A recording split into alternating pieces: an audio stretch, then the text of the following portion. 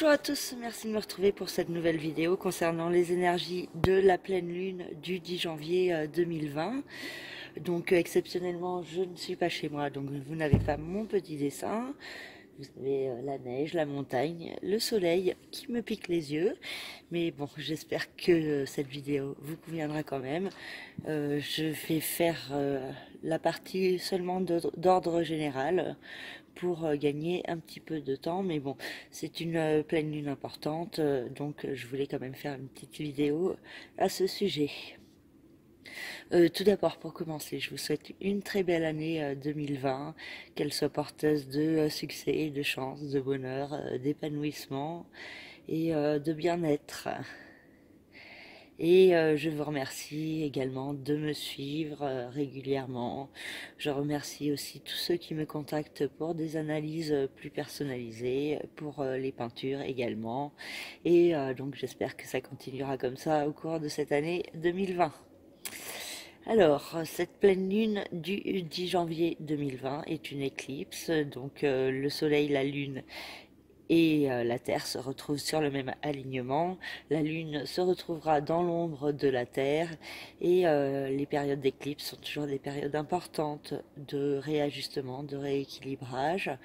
Et c'est une période où on doit se poser des questions sur ce qui doit être éclipsé pour pouvoir laisser place au nouveau. Alors, cette pleine lune a lieu sur l'axe Cancer-Capricorne. La lune se trouve dans le signe du Cancer et à l'opposé se trouve le Soleil en conjonction avec Mercure et aussi en conjonction avec Saturne et Pluton. Donc avec la lune en Cancer, il peut y avoir beaucoup de sensibilité, d'émotivité, de surémotivité qui peut ressortir. Notion de famille, de partage, de liens affectifs peut ressortir plus fortement. Donc il y a une hypersensibilité qui pourrait ressortir chez certains, particulièrement face à certaines restrictions, à certains blocages et problèmes qui peuvent être représentés par le signe du Capricorne. Donc Saturne et Pluton transitent dans ce signe depuis plusieurs mois, voire années. Pour Saturne, c'est depuis fin 2017 et pour Pluton, c'est depuis 2009. Et il y a Jupiter qui est entré dans ce signe aussi à partir du 2 décembre. Et la Lune, non pardon, le Soleil et Mercure viennent activer plus fortement les énergies de Pluton, de Saturne et de Jupiter. Donc il y a cette notion de sagesse, de responsabilité à avoir face aux restrictions, face aux blocages, face aux différentes problématiques qui peuvent vous accabler. Et il y a cette notion également de patience, de persévérance et de travail qui est très forte pendant cette année 2020 et donc particulièrement pendant cette période du 10 janvier jusqu'à la prochaine nouvelle lune qui aura lieu le 24 janvier. Donc avec le signe du Capricorne, il y a cette notion de travail, d'effort et de blocage qui peut ressortir plus fortement et qui vous demande de ne pas réagir avec trop d'émotivité, mais au contraire de faire les efforts qui s'imposent pour se remettre en question et pour mieux avancer. Saturne et Pluton sont en conjonction, particulièrement le 12 janvier, date de la conjonction exacte. Et donc c'est une configuration qui peut s'avérer assez difficile, qui demande à prendre un nouveau départ face justement aux restrictions et aux blocages qui sont vécus. Donc cela n'est pas forcément simple, il y a la possibilité de rupture, de séparation, de nécessité de mettre fin à une situation pour pouvoir avancer de façon plus constructive, mais cela n'est pas simple et cela peut demander beaucoup d'efforts, de travail et de persévérance et aussi donc une certaine acceptation que les difficultés, les problèmes et les obstacles sont aussi destinés à vous permettre de mieux avancer sur votre chemin. Donc, pendant cette éclipse, il y a certaines choses à laisser derrière soi pour pouvoir mieux avancer. Et cette notion de transformation est aussi mise en lumière par Uranus qui reprendra son mouvement direct le 11 janvier 2020 dans le signe du Taureau après plusieurs mois de rétrogradation apparente.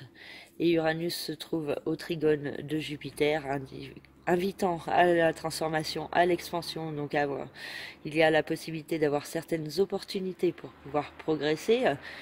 Mais aussi Uranus se trouve au quinconce de Mars, ce qui peut créer des blocages, des restrictions à propos de passer à l'action. Vous pourriez vous bloquer vous-même, donc une tendance à la procrastination qui est possible, ou une action en vue des changements qui peut être un peu floue, confuse et vous laisser dans une certaine perplexité. Donc rien ne peut être forcément simple avec ce quinconce Mars-Uranus qui invite à faire les efforts pour passer à l'action, pour transformer ce qui doit l'être et pour passer au-dessus des doutes, des incertitudes et de la procrastination. Vénus se trouve dans le signe du Verseau et invite à des valeurs altruistes, de partage, d'amitié. Il y a cette possibilité aussi de vouloir aller de l'avant et de vouloir transformer certaines choses de manière bénéfique au niveau sentimental ou affectif ou même créatif.